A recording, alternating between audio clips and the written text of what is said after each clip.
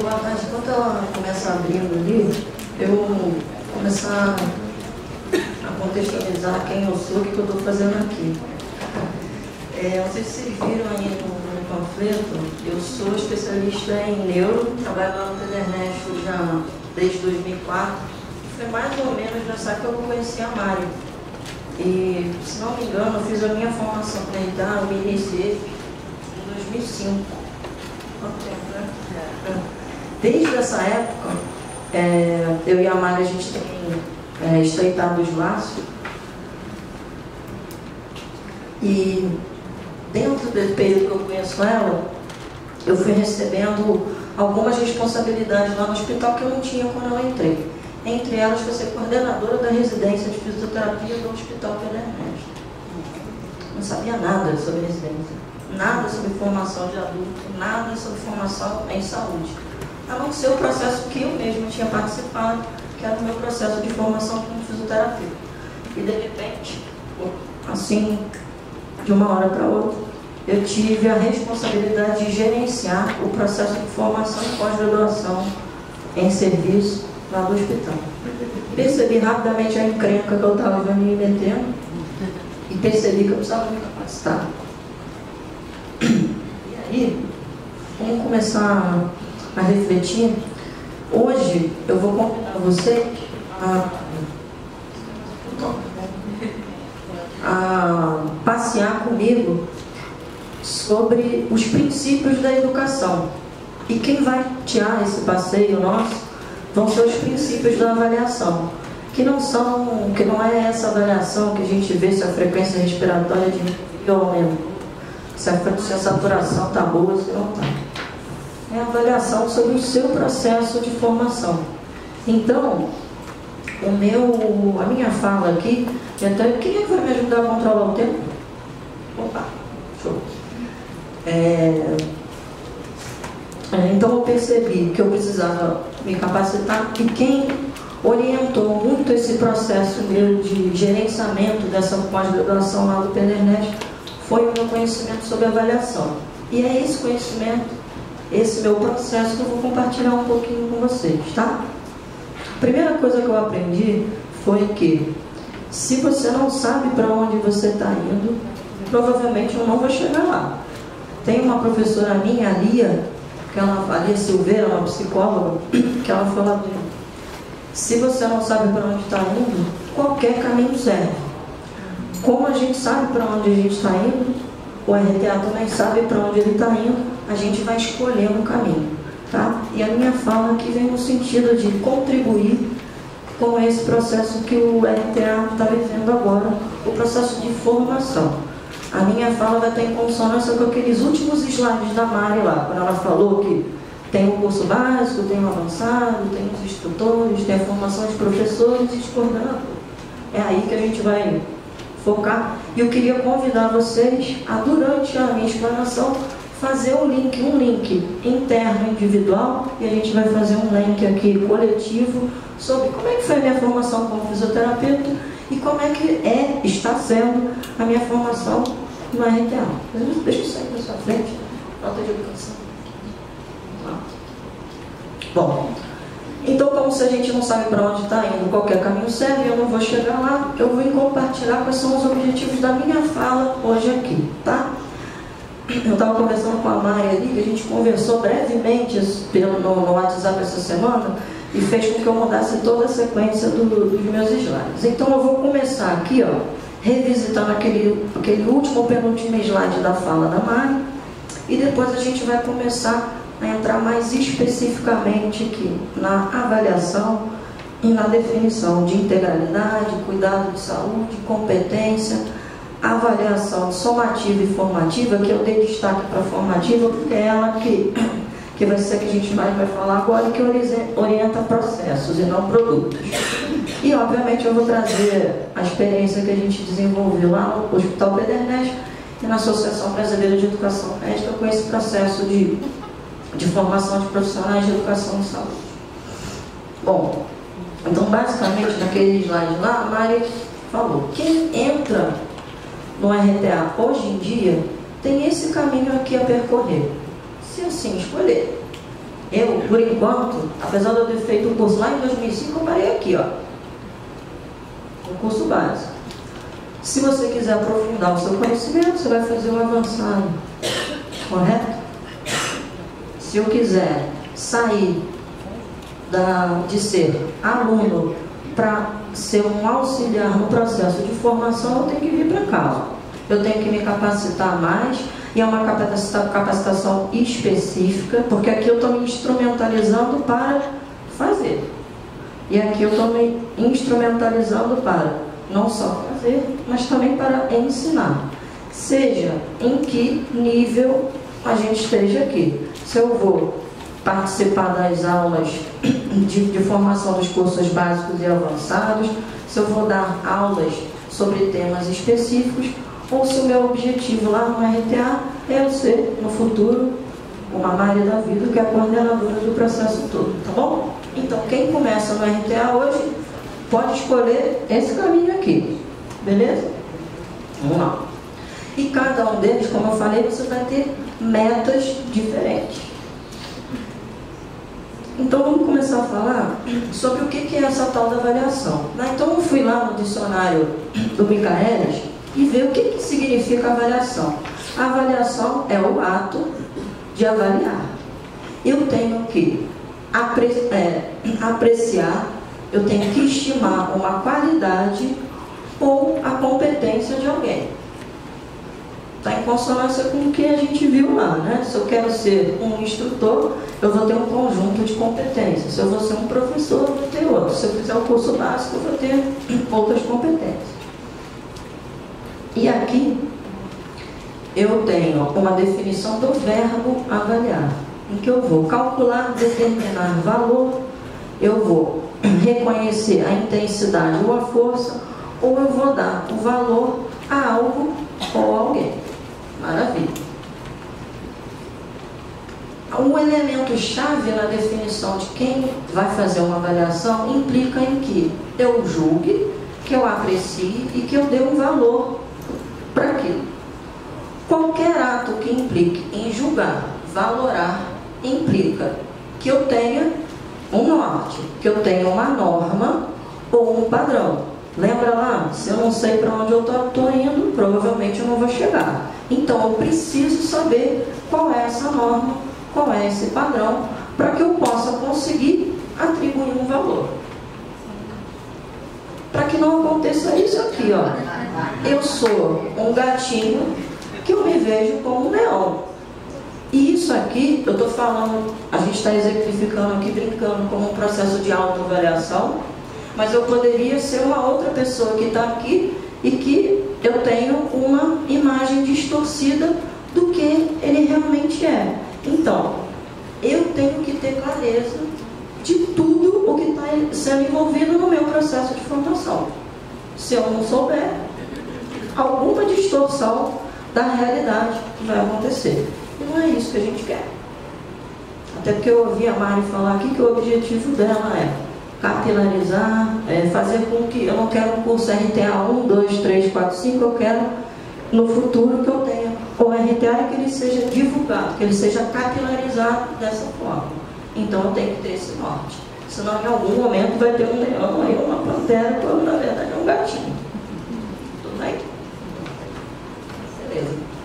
Nós que somos fisioterapeutas, o RTA como um recurso da fisioterapia, ele está inserido, todos estamos inseridos no SUS. Um dos princípios que norteiam o SUS é o princípio de integralidade. Longe de mim querer definir aqui em um slide o que é integralidade, que é um conceito bem amplo. Mas ele é um conceito que eu consigo ver fisioterapia aqui e eu consigo ver o RTA aqui. Eu passei de 1h pouca da tarde até agora ouvindo vocês falando sobre, eu vejo esses princípios, em que você vê o cara de uma forma holística, como um ser biopsicossocial, ele é um todo, ele não é um tórax, ele não é um diafragma, ele não é um esforço respiratório. Ele é uma pessoa que deve ser visto como um todo, a sua saúde deve ser vista como um todo, até porque a gente quer que esse cara tenha um bem-estar suficiente para que ele volte para a sua vida produtiva, social, seja em que faixa etária ele tem, né? Então, o Conselho de Integralidade faz com que a gente consiga atendê-lo em todas as esferas, de atenção primária, secundária e terciária, que eu consiga ainda por cima reabilitar o cara, né? Além da articulação com política pública e tal. Então, é um conceito bem complexo. Mas eu acho que quem está aqui, eu até perguntei para a Paty se tinha alguém aqui na plateia hoje que nunca tinha feito curso, nem o básico. Tem? Opa! Rapaz, me surpreendi então. Mas eu imagino que vocês tenham conseguido aprender dessas falas que vocês viram aqui, que o RTA está em consonância com os princípios da fisioterapia e da integralidade. Vai? Maravilha. Vamos lá. Quando a gente fala do conceito de cuidado e de integralidade, a gente vê que eles estão totalmente enredados, né? Quando eu penso em cuidado, a primeira coisa que vem na nossa cabeça talvez seja cuidar de uma outra pessoa, né? E é que esse cuidado em saúde, ele não se restringe a gente, né? Às vezes a gente tem uma ilusão de que o cuidado em saúde está mais ligado à enfermagem, mas não. Qualquer profissional da saúde, seja médico, físico, fono, nutricionista, vai ter essa responsabilidade de cuidar do outro. Cada um na sua especialidade, cada um na sua, com sua gama de conhecimento.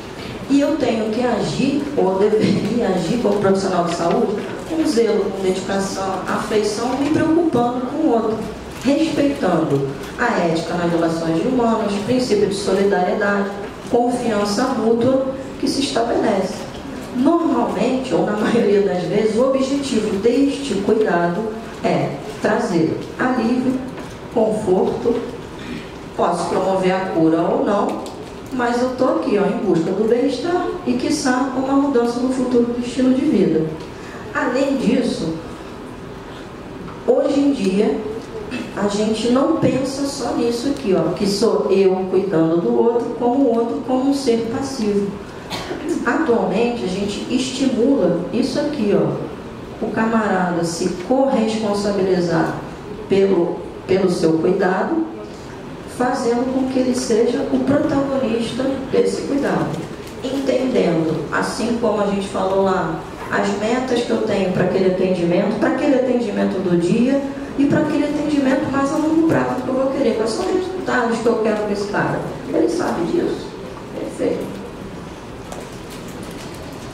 E aí, eu vou chamar a atenção que, para a gente ser um fisioterapeuta que vai estar inserido lá naquele cuidado integral, o Conselho Nacional de Educação se reuniu. Eu sei que eles fizeram uma pesquisa agora mais recente, mas ainda não saíram as novas diretrizes curriculares nacionais para graduação em fisioterapia. Eu não estou falando de pós-graduação, estou falando de graduação. Nós somos fisioterapeutas. Esse é o nosso norte. A Comissão Nacional de Educação, ela orienta que, em seu artigo 4, todos os profissionais de saúde têm isso aqui, uma lista de competências gerais.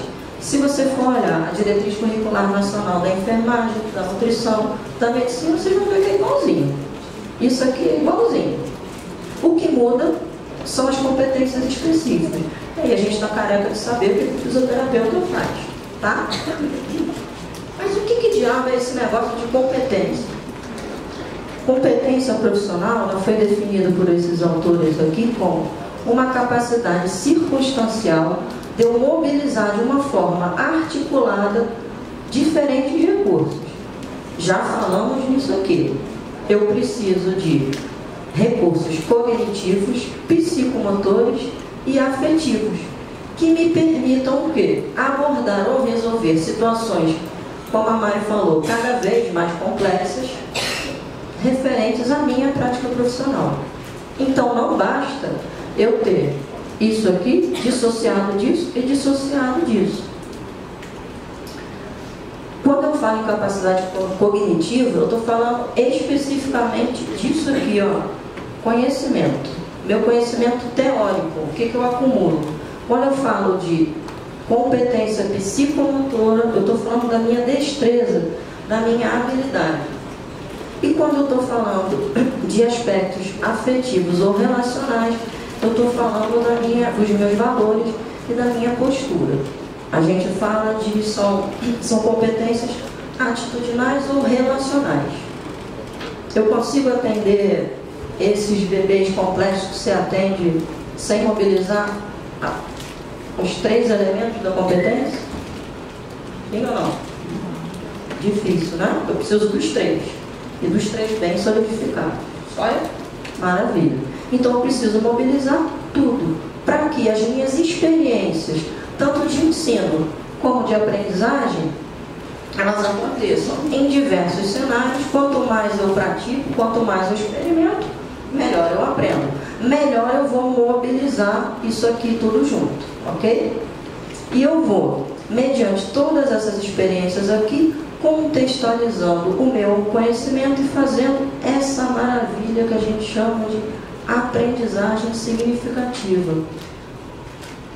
Aí eu vou falar um pouquinho do aprendizado do adulto, porque eu estou falando do nosso aprendizado aqui, do nosso processo de formação LTA. Para o adulto, ele só aprende o que faz sentido para ele. Se eu pedir para um adulto, faz aí, levanta e senta 10 vezes. Se ele não quiser fazer, ele não vai fazer. Uma criança, até quando você bota uma bola, bota um bagulho, ele vai lá brincar. Mas o adulto ele tem que saber por que ele está fazendo alguma coisa, para que promova sentido, e esse sentido ele é individual e ele é coletivo também, em que eu possa pegar tudo isso aqui e seja capaz de transferir conhecimentos em outras situações. Nem sempre, quando a gente está lá no vídeo, lá no curso da RTA, vendo a Maria atender, não sei o que, tudo parece muito fácil, né? O desafio, cadê a amiga que se formou na RTA no dia 14 e no dia 15 já estava com aquele desafio ali na frente? Tenso, né? Então eu preciso transferir esse aprendizado, igual na neurologia, transferir o princípio da transferência de aprendizado para outras situações. E esse processo aqui vai fazer com que eu reflita, com que eu critique o meu processo de formação. Joia? Como é que eu posso avaliar as competências? Eu tenho 2 formas de avaliar, basicamente. Um tipo de avaliação que a gente chama de somativa, que normalmente ela é usada em cursos, módulos, disciplinas ou em processos seletivos, em que é uma forma de avaliação classificatória. Esse cara, ele atingiu ou não o meu objetivo de aprendizado? Então eu vou cortar o cara ali. Esse cara está aprovado ou esse cara está reprovado? Esse cara cumpriu o objetivo do curso, ele pode receber o certificado ou não, ele precisa se instrumentalizar mais. Joia? A avaliação que a gente mais vai falar é essa outra aqui. É a tal da avaliação formativa. Vocês já estão vendo que ela é bem diferente. A setinha lá do momento da avaliação somativa era no final. Aqui. Pertinho. Eu fiz o meu processo todo e aqui eu faço a minha avaliação. A avaliação formativa não. Ela guia, ela orienta o processo de aprendizagem. Por quê? Porque ela acontece em vários momentos ao longo do processo. Isso permite com que eu faça o quê? Se o camarada não atingiu os objetivos de aprendizado que eu queria para ele, que eu determinei para ele aqui, eu falo para ele em que ele precisa melhorar e ele tem todo o resto do processo para se qualificar, para refletir sobre aquilo e para se aprimorar. Diferente lá da somativa, que eu falo, opa, você não passou e o processo se encerra aqui. Beleza? Então aqui rapidamente para a gente comparar, como eu estava falando, uma acontece ao final do curso, a outra acontece durante o processo e há um momento de interação. A avaliação somativa ela ocorre num momento definido, normalmente realizando uma prova. Enquanto que a formativa ela acontece naturalmente nas oportunidades de interação que ocorrem ao longo do tempo nos diferentes cenários. Essa aqui, ela é estabelecida, você praticamente os cursos, ela tem uma data de uma prova, enquanto que a formativa não. Ela ocorre durante o curso, em que eu posso rever os eventuais obstáculos na aquisição dos objetivos. Essa aqui, como eu falei para você, eu categorizo aqui. Você, vamos dizer que não seja um processo seletivo. Esse cara aqui vai entrar porque ele conseguiu nota 7. O outro cara que conseguiu 6, ele não entra. Na formativa, ela considera o indivíduo como uma pessoa e como um ator no processo da aprendizagem, favorecendo a autoestima de cada um nesse processo. Esse aqui, como eu falei, ele permite que você tome uma decisão sobre a progressão ou a certificação. Esse aqui, ela é uma estratégia do ensino-aprendizagem. E aí, mais uma vez, só para vocês identificarem que eu vou ter um processo de ensino-aprendizagem, um professor e um aluno. Eu vou ter esse momento de retroalimentação mútua aqui, professor para o aluno, aluno para o professor, em que esse cara aqui, ele tem a responsabilidade de detectar as informações acerca da aprendizagem e propor soluções, regulando o ensino. Quando esse cara dá essas informações para esse ator aqui do aprendizado, ele consegue perceber aonde ele tem que melhorar e ele vai se autorregulando nesse processo. Tudo bem? Então, resumindo aqui, a avaliação formativa, ela tem a finalidade de retroalimentar, de trazer uma informação em forma de feedback para os dois atores em todos os seus aspectos, durante o processo.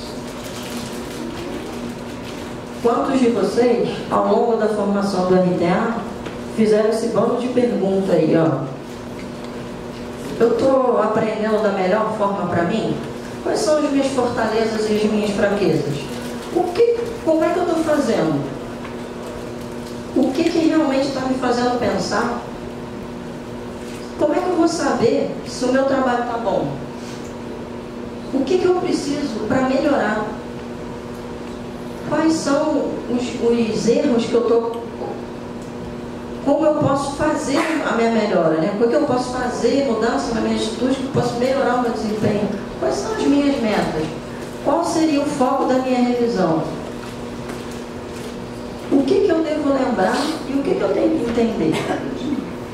Vocês já se pegaram ao longo do processo, independente se eu estou no curso básico, avançado, de instrutor, de professor ou de coordenador. Eu imagino que a Mari passe por isso também. Como é que eu posso evoluir? Imagino que o curso que você dava em 83, quanto é que criou? O primeiro curso em 91. Em 91 seja completamente distinto do que é hoje. Por quê? Porque provavelmente ela passou por esse processo reflexivo e se questionou aqui, beleza?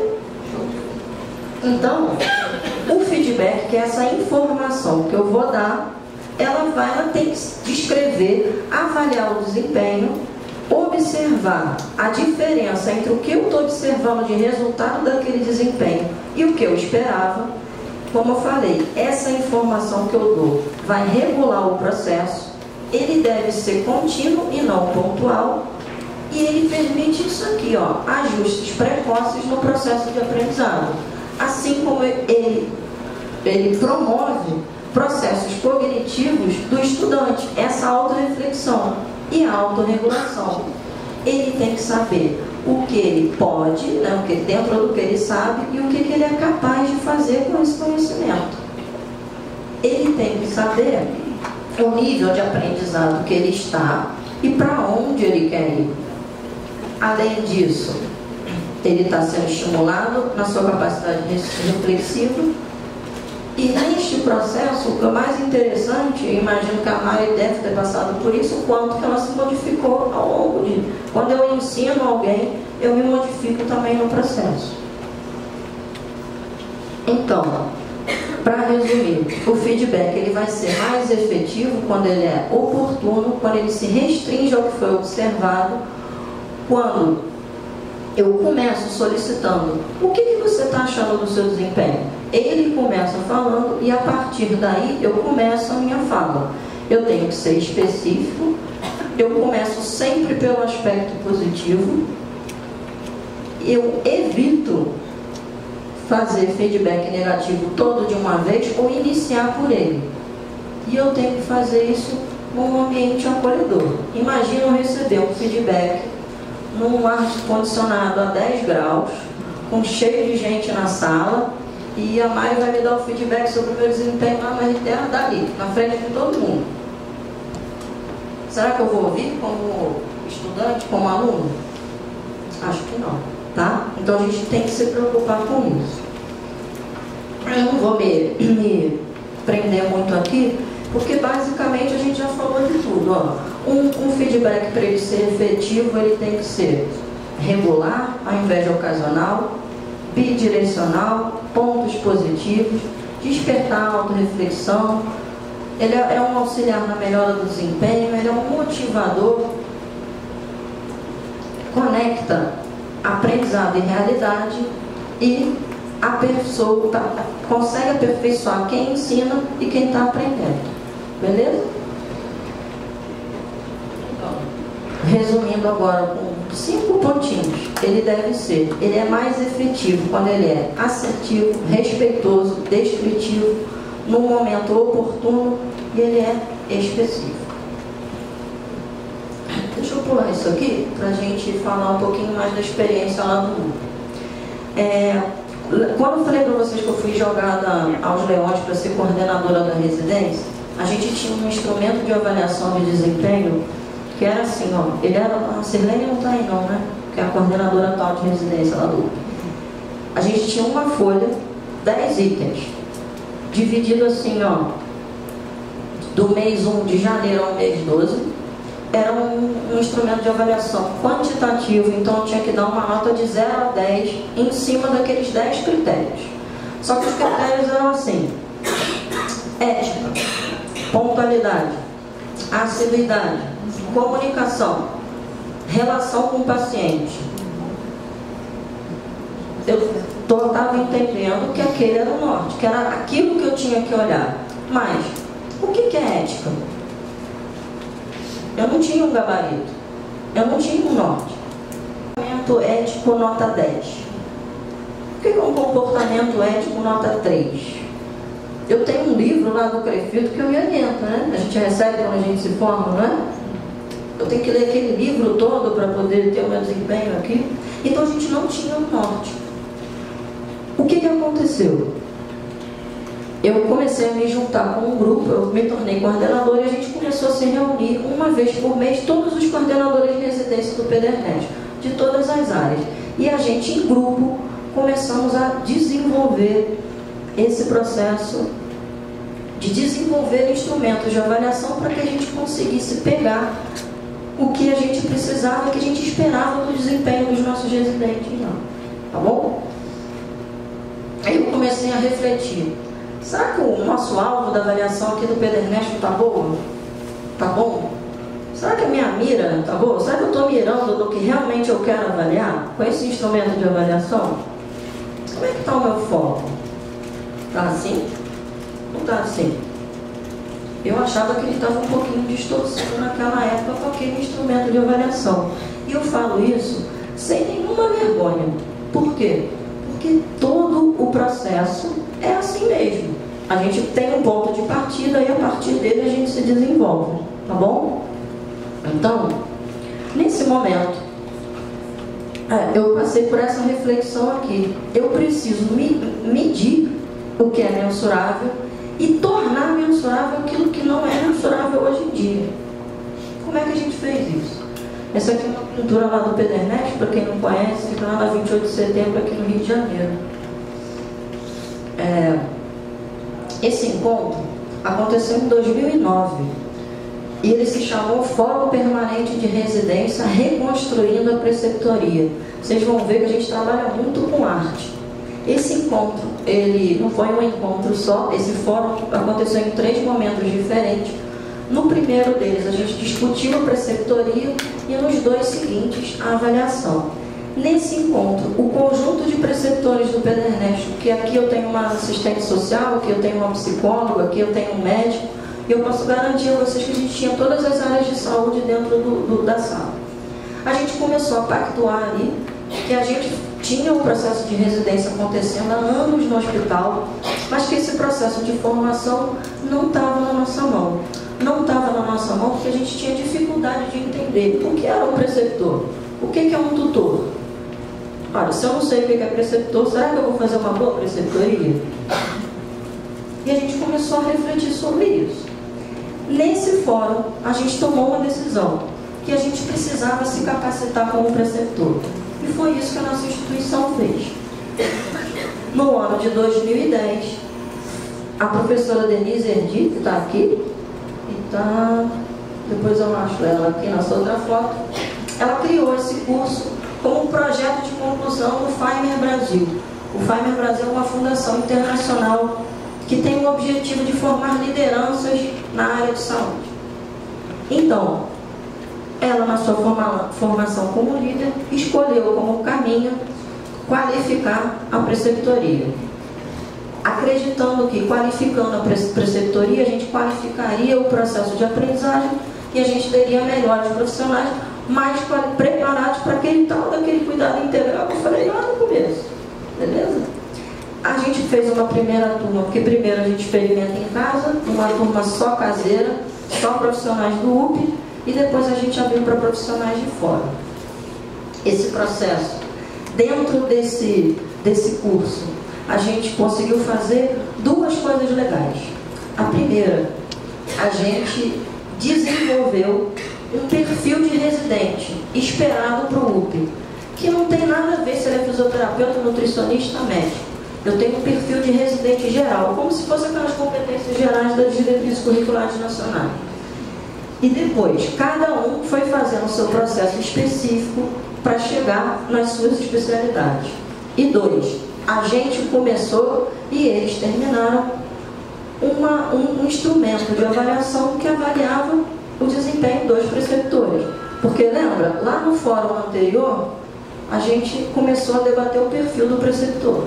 Aqui a gente fez o perfil do preceptor e do residente e desenvolvemos e evoluímos o instrumento de avaliação. Show? Isso aí. Esse processo teve tanto sucesso que a Associação Brasileira de Educação Médica convidou a nossa equipe para gerenciar a qualificação de preceptores no Brasil inteiro. Isso aqui aconteceu em 2012. Vieram preceptores de 12 estados do Brasil para se qualificar como preceptores ao longo de 5 dias, e eles deveriam retornar aos seus estados de origem, aqui é o de Tocantins, do qual eu participei, reproduzindo o que eles aprenderam, qualificando eles agora como preceptores júnior, vamos dizer assim, os preceptores lá nas suas cidades, dentro da mesma lógica. Vamos fazer um perfil de residente, vamos fazer um perfil de preceptor, vamos fazer um instrumento de avaliação. O instrumento de avaliação vai ser específico para cada perfil. E a gente vai entender melhor como é que foi isso. Vamos voltar de novo lá para a nossa casa, para a minha casa, pelo menos. E eu vou compartilhar um pouquinho como é que a gente fez lá na fisioterapia. Como eu falei para vocês, a gente começou com aquele instrumento de avaliação que tinha 10 itens, uma avaliação quantitativa que ocorria mensalmente, e eu não tinha nenhum gabarito, eu não tinha nenhuma referência em como eu deveria pontuar aquilo. Então, o que a gente começou a fazer? A gente reuniu as equipes, essa equipe aqui por uma casa da terapia intensiva, e a gente desenvolveu com eles a mesma atividade. Vamos construir um perfil de residente, e em cima disso a gente vai desenvolver o nosso processo. Como é que a gente fez isso? A gente fez uma atividade, foram 2 ou 3 dias de atividade, também eram atividades curtas, mais ou menos 2 horas de duração. Então o objetivo dessa atividade que eu vou mostrar para vocês, está aqui, ó, é a construção do perfil de residente. O que eles deviam fazer aqui? Eles tinham que identificar as competências necessárias para ser um fisioterapeuta. Por um acaso aqui é da cardiovascular, mas a gente fez com a neuro, a gente fez com a neonatologia, a gente fez com a terapia intensiva. Esse aqui é só um exemplo, tá bom? E o que a gente pediu deles? enquanto o preceptor de residentes de fisioterapia cardio-intensiva identifique as competências essenciais, olha lá, conhecimento, habilidade e atitude do seu residente ao final do curso. Então, isso aqui é a minha meta de aprendizagem lá no final. Eu quero que ele chegue lá, para que ele seja considerado um bom profissional. Aí eu dividi isso em 3 partes: cabeça, tronco e membros, sendo que a cabeça correspondia ao conhecimento, os membros às habilidades e o tronco às atitudes. Como é que eles iam fazer isso? Primeiro, eles iam listar no papel, fazer tipo uma tempestade de ideias, o que eles achavam que um residente, ao final do curso de cardio, deveria ter de conhecimento. Lista, viaja, pira. Mesma coisa vocês vão fazer com as habilidades e com as atitudes. Lista, tudo no papel. Agora, eu vou te dar um material aqui e você vai me representar visualmente cada parte desse corpo. E aí, virou isso aqui, ó. Aqui está a cabeça, em que a gente tem um conjunto de conhecimentos que o pessoal aqui da terapia intensiva, no caso, designou. A gente tem as habilidades aqui, ó, nos braços e nas pernas, está escondido aqui com a minha cabeça, e a gente tem a parte relacional ou atitudinal aqui. Mais uma vez, a gente trabalha com arte. Por quê? Porque é legal, porque é bonitinho? Não. Trabalhar com arte faz com que você saia do sistema cartesiano da saúde, amplia o teu horizonte, mexe com a tua afetividade, com coisas que são individuais. Então, a gente pediu primeiro para eles fazerem um movimento cabeção, pira aí na ideia, lista o que você acha que o cara tem que ter, me representa visualmente agora de uma forma criativa. Ele te deu cola, revista e tesoura, só. E depois você vai falar para mim sobre isso. Então, eles fizeram isso e apresentaram para a gente o boneco. Você vê que o pessoal da ABEM, ó, também fez o boneco deles.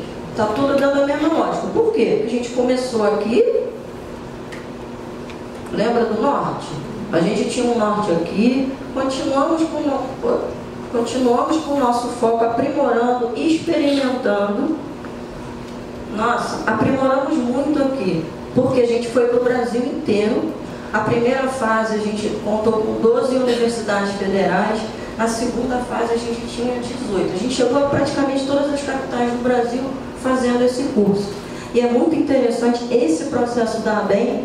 Por quê? Porque é um pouco parecido com esse momento do RTA. Você tem uma galera praticando a mesma coisa no Brasil inteiro, e eu preciso que essa galera inteira fale a mesma língua, dentro de uma lógica que ela partilhou para a gente aqui. Eu não quero RTA 1, 2, 3, 10. Eu quero o RTA único, mesmo depois que eu tiver aposentado. Tá? Então a gente tem um norte e a gente segue esse norte.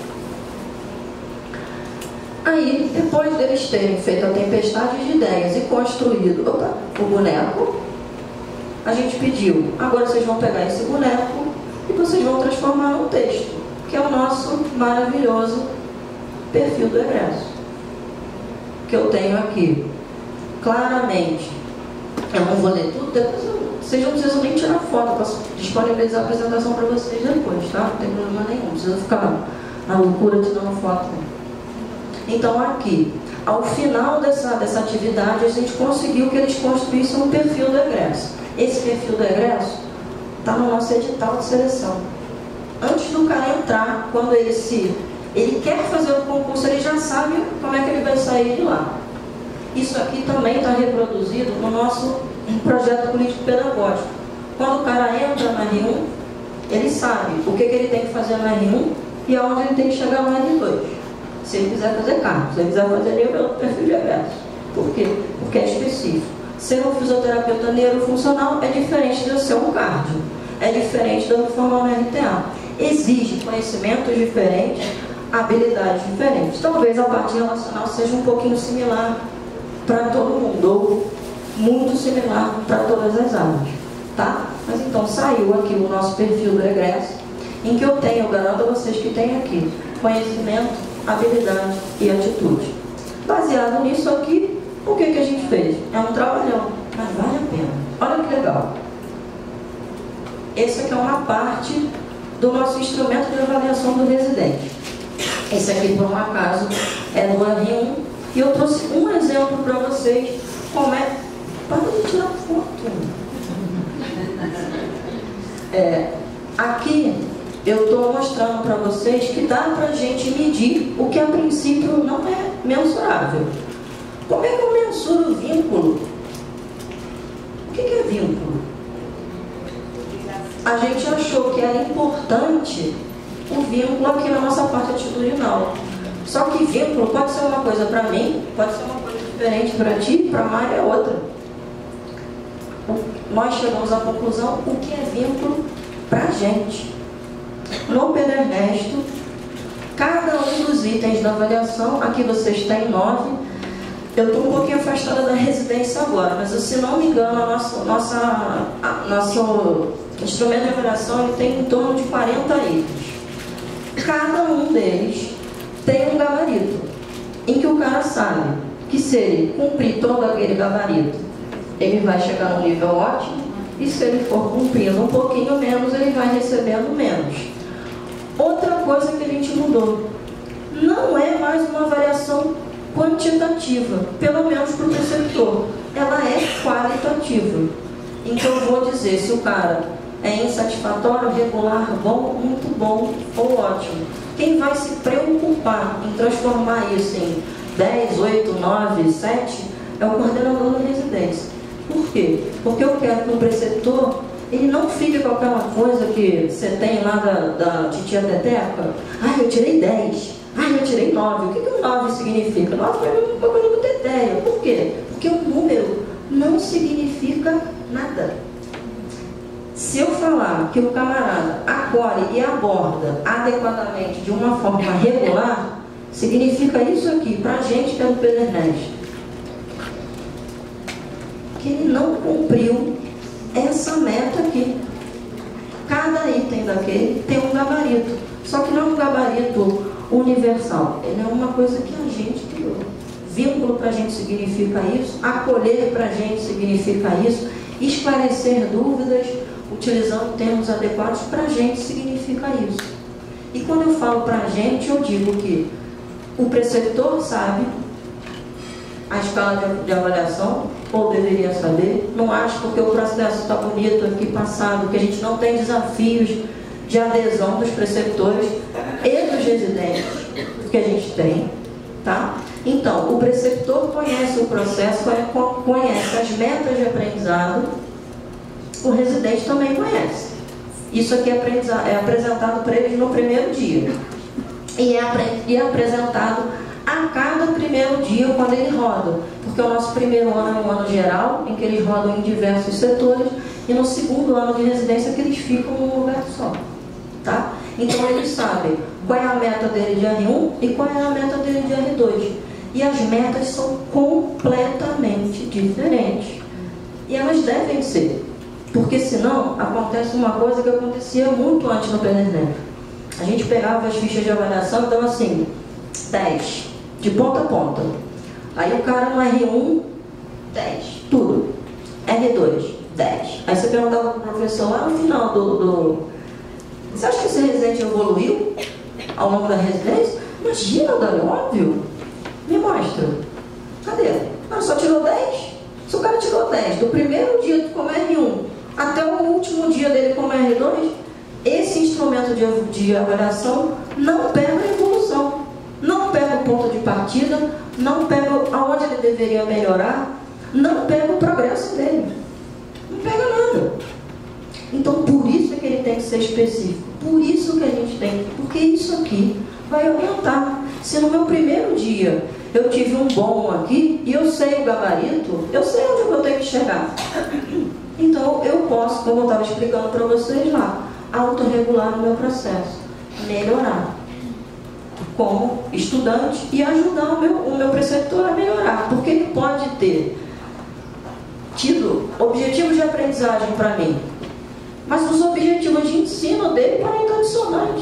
Nossa, Dani, que coisa doida. É muito doida mesmo. Mas eu vou contar para vocês uma experiência.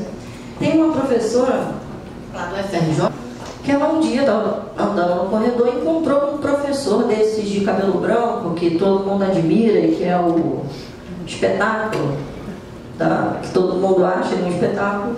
E ele estava muito empolgado. Nossa, acabei de dar uma aula espetacular. É mesmo, fulano? Como é que foi? Nossa, falei disso, falei de aquilo, não sei o que, bababá. Aí ela faz uma pergunta que é fundamental. Os alunos gostaram?